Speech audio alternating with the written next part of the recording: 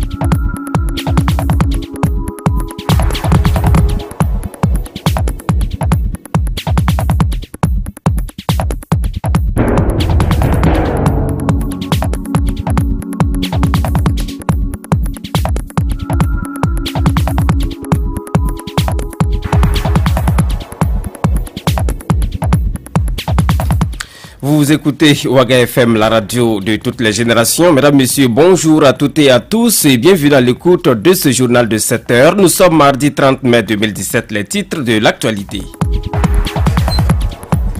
Élection municipale partielle du 28 mai 2017, la commission électorale a procédé à la proclamation des résultats provisoires hier lundi ici à Ouagadougou. Le MPP gagne la majorité dans 16 des 19 communes concernées par la reprise, mais le parti au pouvoir a fait piètre prestation à Ouagadougou dans l'arrondissement numéro 4. Dans ce journal, vous aurez tous les détails sur les résultats et vous aurez également quelques réactions des leaders de partis politiques engagés dans cette compétition électorale. Le comité national d'organisation de la 20e édition de la nuit du communicateur appelé Galien a été installé hier lundi par la secrétaire générale du ministère de la Communication Hortense Zida. Explication dans cette édition du journal sur Waga FM. Dans ce journal également, nous irons à Waïguya, dans la région du Nord, où la Sonabel, Société nationale burkinabé d'électricité, a procédé à la mise en service de son interconnexion dans cette partie du Burkina. Mesdames, Messieurs, une fois de plus, bonjour à toutes et à tous. Merci de votre fidélité au programme de la radio Waga FM, la radio de toutes les générations, et bienvenue à l'écoute de cette édition du journal. C'est la matinale info. Les infos sur Waga FM, présentation Paul Miki Rwamba. Les infos sur Waga FM, l'actualité nationale. Je vous le disais en titre de cette édition, la Commission électorale nationale indépendante CENI a procédé à la proclamation des résultats des élections municipales partielles et complémentaires du 28 mai dernier. C'était hier lundi 29 mai aux environs de 10 heures au siège de la commission électorale. L'occasion pour le président Newton Ahmed Barry de revenir sur certaines difficultés constatées et il fait également le bilan de cette élection. C'est un compte rendu complet signé Gérard Sanon. Avant ces élections, tous les projecteurs étaient braqués sur l'arrondissement 4 de Ouagadougou, les communes de Saponé, Beguedo, Zogoré, Bouroum ou encore Karangasso-Vigué, pour la plupart des localités à problème. Pourtant, les choses s'y sont bien déroulées jusque-là. C'est plutôt dans la commune de Andamtenga, dans la province du Kouritenga, que des électeurs ont été empêchés d'aller voter. Newton Ahmed Barry, président de la CENI. La tache noire, si on peut l'appeler comme ça, aura été incontestablement les irrégularités caractérisées et inacceptables constatées dans le village de Tambela Peul, dans la commune de Andamtenga. Dans ce village, des notables coutumiers se sont octroyés le droit d'entraver le droit de plus de 30% d'inscrits, les empêchant ainsi d'accomplir leurs devoirs citoyens. La Commission électorale nationale indépendante a alors décidé de prendre ses responsabilités face à cette situation déplorable. Newton Ahmed Barry. La CENI, devant ces irrégularités très graves,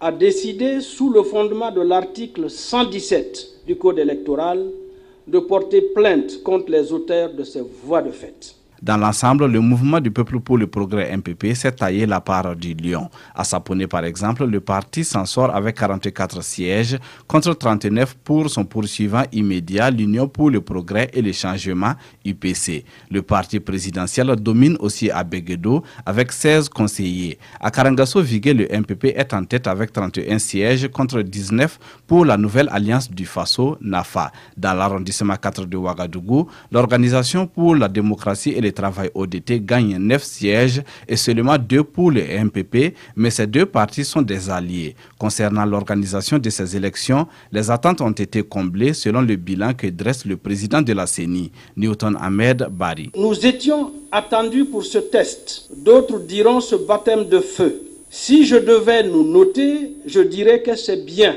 Une tâche vient d'être accomplie et bien selon le président de la CENI, qui n'a pas manqué de féliciter toute son équipe et tous les acteurs qui ont contribué à la bonne tenue de ces élections partielles et complémentaires. Les regards sont désormais tournés vers les mairies. Les conseillers devront élire les maires pour finaliser le processus. Cette dernière étape reste un véritable challenge car elle est truffée le plus souvent de pratiques politiciennes peu orthodoxes. Ralliement, défection, achat de conseillers et j'en oublie. Merci à vous, Agera Sanou. Et puis avant d'en arriver à cette élection des maires dans les différentes communes, parlons à présent du bilan des élections en chiffres avec toujours le président de la Commission électorale nationale indépendante, Newton Ahmed Bari, qui présente ici le bilan chiffré de ces élections municipales partielles du 28 mai 2017. Les propos de Newton Ahmed Bari sont recueillis pour vous par Gérard Sanou. Au niveau des 19 communes, il y avait donc nombre d'inscrits 281 279.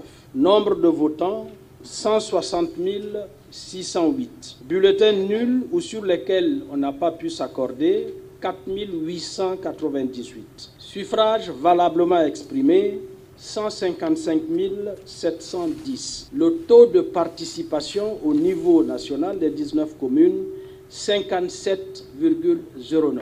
Il y avait donc 19 communes. On a distribué 814 sièges de conseillers. Et voilà, vous l'avez bien compris, hein, le taux de participation à ces élections est estimé à 57,09% sur l'ensemble des 19 collectivités territoriales concernées par cette reprise. Venons-en à présent au bilan global de ces élections. Dans les 19 collectivités territoriales, ce sont des propos du président de la CENI, Newton Ahmed Bari, toujours recueillis pour vous par Gérard Sanou. Au niveau des 19 communes, il y avait donc nombre d'inscrits 281 279. Nombre de votants 160 608. Bulletins nuls ou sur lesquels on n'a pas pu s'accorder 4 898. Suffrages valablement exprimés 155 710. Le taux de participation au niveau national des 19 communes, 57,09. Il y avait donc 19 communes. On a distribué 814 sièges de conseillers. Intéressons-nous à présent au résultat de l'arrondissement numéro 4 de la ville de Ouagadougou, lequel arrondissement était surveillé de très près par les différents partis politiques. Je vous propose donc d'écouter les résultats détaillés des élections municipales partielles du 28 mai 2017 dans l'arrondissement 4 de Ouagadougou.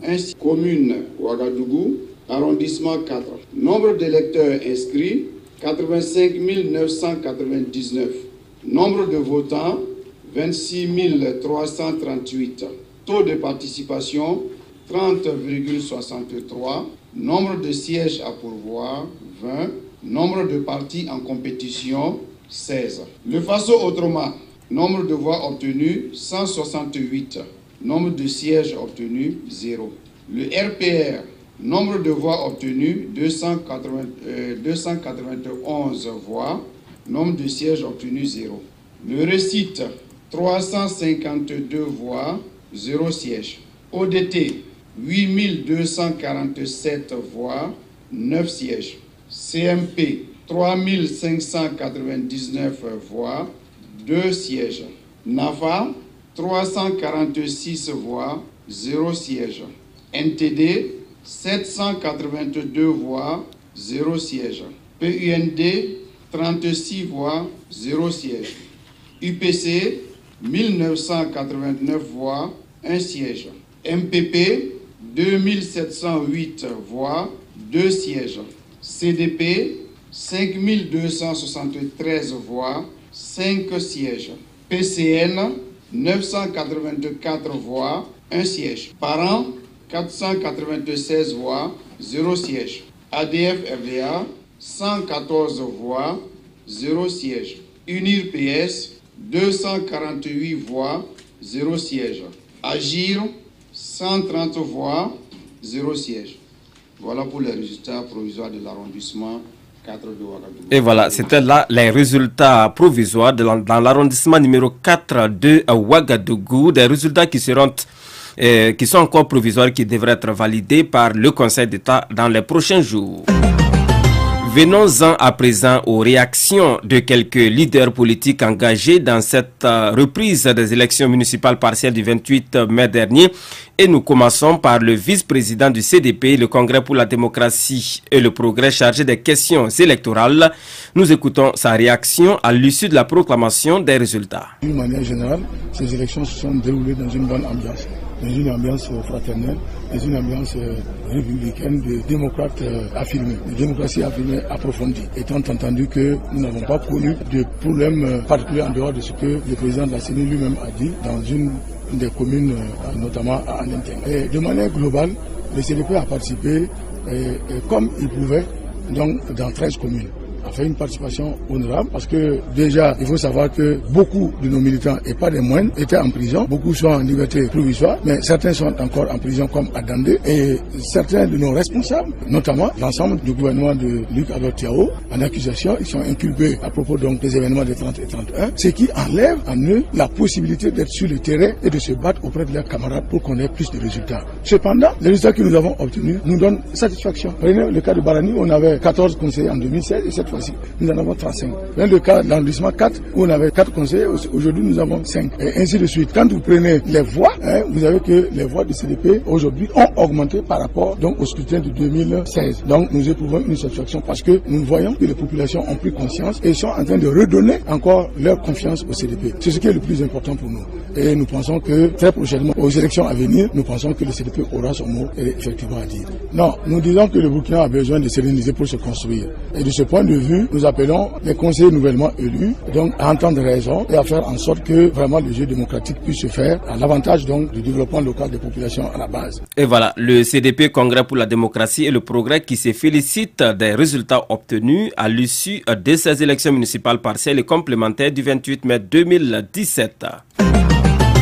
Venons-en à présent à la réaction de l'ODT, l'Organisation pour la démocratie et le travail. Le commissaire politique de la région du centre de ce parti apprécie la moisson de sièges de son parti, l'ODT. Il s'appelle Théophile Barthélémy Nikiema.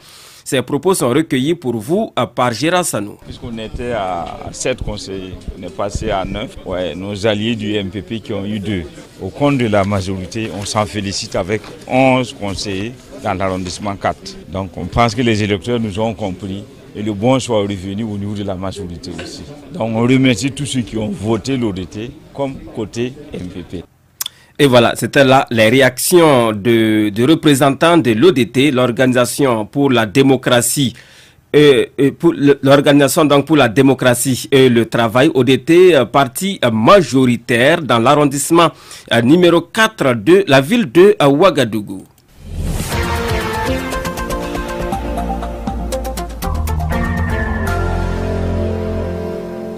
Passons à toute autre chose à présent dans ce journal. Alors qu'il est 7h14 ici à Ouagadougou, la Société nationale d'électricité du Burkina Sonabel, en collaboration avec l'Agence française de développement, a procédé au lancement officiel de la mise en service de l'interconnexion 90 kV ralliant Ouagadougou à Waïguya ce lundi 29 mai 2017 à Waïguya, dans la région du Nord, d'un montant global estimé à plus de 12 milliards de francs CFA. Ce projet est une réponse aux grands défis que représente l'accès des populations à une énergie électrique de qualité. Le compte rendu est de Ella Marie-Estelle Guébré de retour de Waiguya. Après la mise en service de la liaison Kaya-Dori en mars dernier, c'est au tour de la région du Nord avec l'interconnexion électrique de 90 kV reliant Ouagadougou à Waiguya. Ce projet s'inscrit dans le cadre du renforcement des capacités du Centre régional de consommation du Nord pour accroître l'offre nationale d'électricité. Pour le ministre de l'Énergie, cette réalisation vient à point nommé.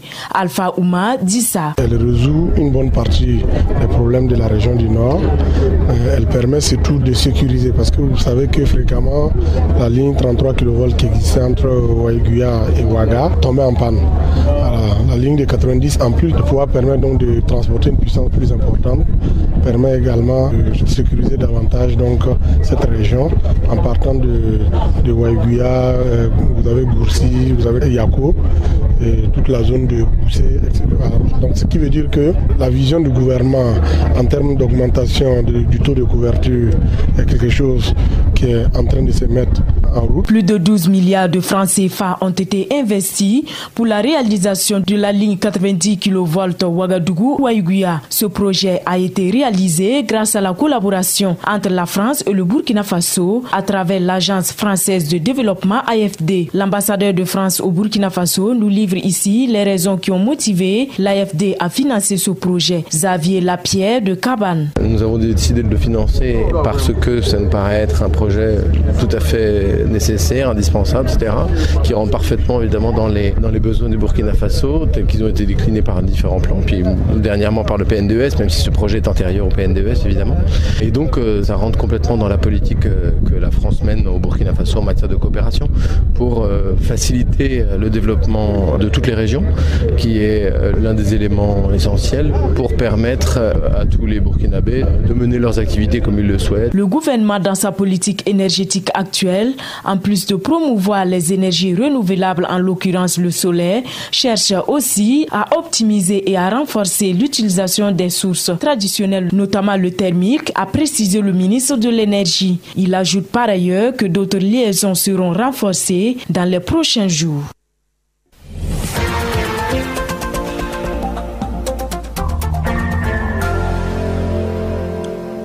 Retour ici à Ouagadougou pour parler de la cérémonie d'installation officielle du Comité national d'organisation de la 20e édition de la Nuit des Galiens qui a eu lieu le lundi 29 mai 2017 ici à Ouagadougou. Hortense Zida, secrétaire générale du ministère de la Communication, a présidé cette cérémonie d'installation. Elle a saisi l'occasion pour informer l'opinion publique du report de la 20e édition des Galiens.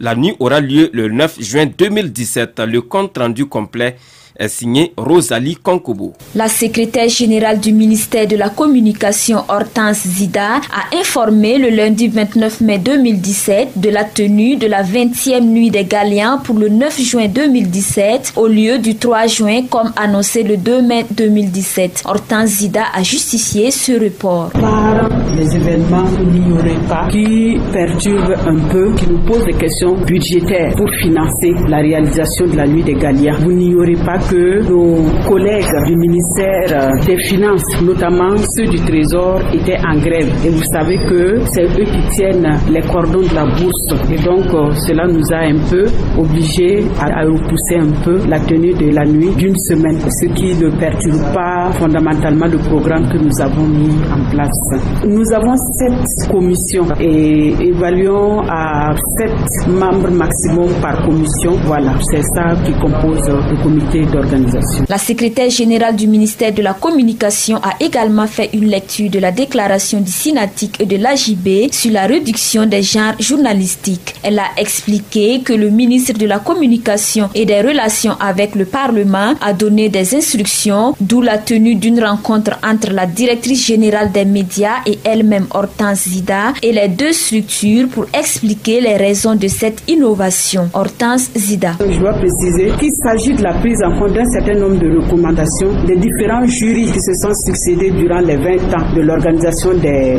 Galians et d'un atelier qui s'est tenu le 21 octobre 2016 autour de l'organisation même des Galians. Et ce sont ces recommandations-là qui ont été mises en œuvre dans la compétition cette année. L'innovation qui est venue du ministère de la Communication est la révision à la hausse de la valeur des prix décernés aux lauréats et aussi création d'un super Galien qui donne droit à 3 millions de francs CFA assortis d'une parcelle à Ouaga 2000. Et nous avons rencontré donc les SYNATIC et l'AJB pour expliquer les tenants et les aboutissants de l'organisation. Ce qui nous était reproché fondamentalement, c'était la réduction des genres journalistiques. Nous avons ramené donc les genres journalistiques à 15 en nous conformant aux recommandations faites par l'atelier. Et nous devons préciser aussi que le SYNATIC et l'AJB n'avaient pas pu prendre part à l'atelier de Koudougou. Ce qui fait que les observations qui nous sont reversées aujourd'hui n'ont pas pu être prises en compte dans les décisions qui ont été prises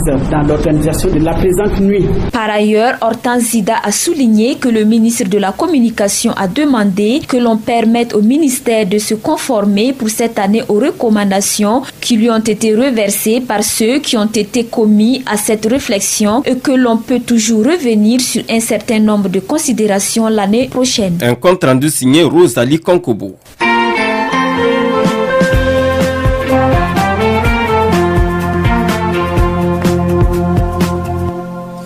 Et puis le Centre d'information et de formation en matière de droits humains en Afrique était face à la presse samedi dernier ici à Ouagadougou. Il a été question d'échanger avec les hommes de médias sur l'accession du CIFDA au statut d'observateur auprès de la Commission africaine des droits de l'homme et des peuples lors de sa 60e session tenue à Niamey au Niger.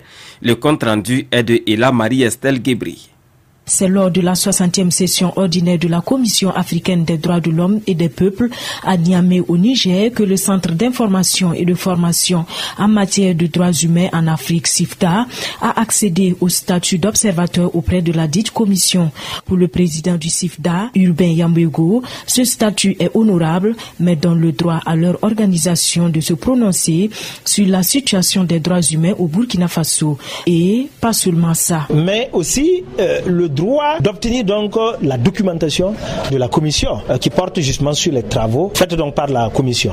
En plus de cela, cela nous donne le droit de pouvoir porter des cas individuels à travers donc des communications plaintes auprès de la Commission africaine des droits de l'homme et des peuples. Ce statut d'observateur donne aux membres du CIFDA un certain nombre de droits et de possibilités d'action, mais des défis se présentent à eux, à en croire le président du CIFDA. D'abord, le renforcement de la présence effective du CIFDA sur le territoire national pour œuvrer à la promotion et à la défense des droits humains. Donc avec ce nouveau statut, nous avons, j'allais dire, comme défi de tout faire pour être peut-être présent partout au Burkina Faso, pour faire un monitoring de la situation donc, des droits humains et s'il y a lieu, porter donc les cas de violation ou d'atteinte aux droits de l'homme auprès donc de la Commission africaine.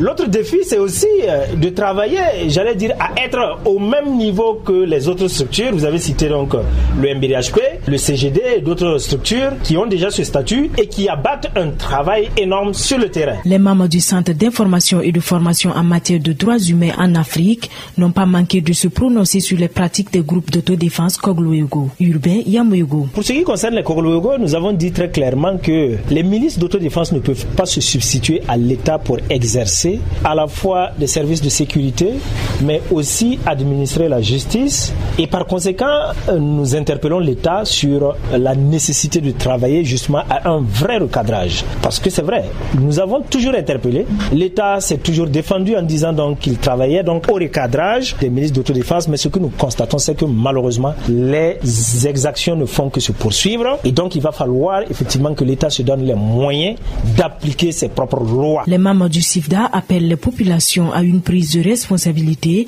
au regard des images obscènes qui ont été diffusées relativement à l'agression de Adjaratou Diessongo, dit Adja Divine, et dans les incidents de Tialgo et de Gundi. Les infos sur Ouaga FM, la page sport. Un mot de sport dans ce journal. L'Ordre national des médecins du Burkina et l'ensemble des ordres professionnels dans le domaine de la santé ont organisé samedi dernier un cross populaire au profit de la population de Ouagadougou. Cette activité vise à sensibiliser et inviter les Burkinabés à la pratique du sport, gage d'une vie saine et équilibrée. Cette course a connu la participation des acteurs du monde de la santé, de la sécurité aussi, d'épouses d'hommes politiques burkinabés. Des détails avec Aimé Sawadougou. L'Ordre national des médecins du Burkina Faso veut à travers ce cross repositionner l'importance de la pratique du sport comme facteur de promotion de la santé. Cette initiative est née d'un constat fait par les médecins du Burkina Faso, nous dit le professeur Charlemagne Ouedraogo. Nous avons remarqué qu'il y a beaucoup de sédentarité et que le sport n'est pas bien promu. Et en tant que professionnel de la santé, connaissant l'importance du sport dans la promotion de la santé, nous avons voulu attirer l'attention du public à travers ce cross qui est symbolique pour attirer l'attention des uns et des autres sur les bienfaits du sport. L'absence de sport, c'est-à-dire la sédentarité, est la 4e cause de mortalité dans le monde. Et donc pratiquer du sport permet d'améliorer son espérance de vie à travers un bon état de santé. Ce cross a connu la participation de l'ensemble des ordres en santé et aussi des sportifs de marque tels que l'épouse du président de l'Assemblée nationale et l'épouse du chef de l'État. Sika Kaboré nous livre les raisons de sa participation à ce cross. J'ai participé à ce sport pour montrer, s'il le faut encore, que le sport est essentiel dans notre vie. Le sport permet d'éviter beaucoup de maladies, parmi lesquelles des maladies chroniques et coûteuses, comme le diabète, l'hypertension, les cancers, etc. Et donc, c'est l'occasion pour moi d'inviter le reste de la population à en faire autant. Le ministre en charge du sport et des loisirs, également présent à cette activité, explique les raisons de son département d'accompagner cette initiative. Dr Taïrou Bangré. Tout ce qui va dans le sens du sport, amener les gens à courir, à trottiner, comme vous le savez très bien, c'est les médecins qui l'ont organisé. Ils savent bien de ce qu'ils font. Et le sport, c'est pour lutter contre toutes sortes de maladies. Et je pense que quand vous allez chez le médecin, de plus en plus, c'est ce qu'on me dit, de faire le sport. Et je pense que quand ils sont venus nous voir pour nous proposer leur initiative, nous n'avons pas hésité un instant. Et je pense que c'est un accompagnement que nous allons toujours faire pour amener les gens, le maximum de Burkinabés, à pouvoir faire le sport. Le cross populaire de l'Ordre national des médecins est à sa première édition. Et l'association des médecins entend mener d'autres activités allant dans la pratique du sport afin de réduire le taux de sédentarité au Burkina Faso.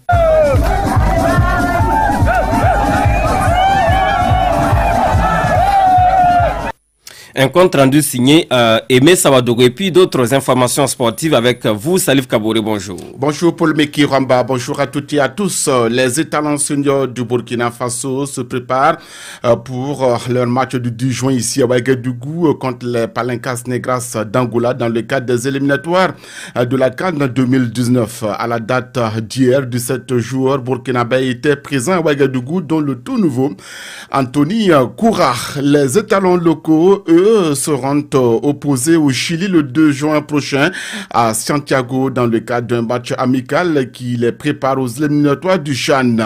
L'entraîneur des étalons locaux du Burkina, Trissa Traoré, dit saboteur, a convoqué 20 joueurs dans ce sens. 24e journée du championnat de première division disputé le week-end dernier. L'étoile filante de Ouagadougou a battu l'USFA hier lundi par 2-1. 1-1 entre l'AS Police et le Rail Club du Kadiogo.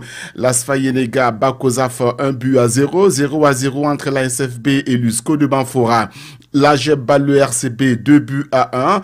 Victoire de BPS sur le Santos FC 1-0, 0-0 entre Majestic et Luso. Enfin, l'AS Sonabel était face à Raimo FC. Victoire de Raimo par 1-0. À l'issue de cette 24e journée, le RCK est en tête avec 50 points. Deuxième USFA 41 points. Troisième EFO 41 points également. Quatrième Raimo FC 38 points. Cinquième AS Police avec 36 points. Et puis, retenez que la meilleure attaque revient au Rail Club du Kadiogo avec 36 réalisations et la meilleure défense est l'étoile filante de Ouagadougou avec 12 buts encaissés. Merci à vous, Salif Kaboré, pour ces informations sportives. Et c'est ici que l'on s'arrête pour cette édition du journal sur Ouaga FM. Merci à toutes et à tous de nous avoir suivis.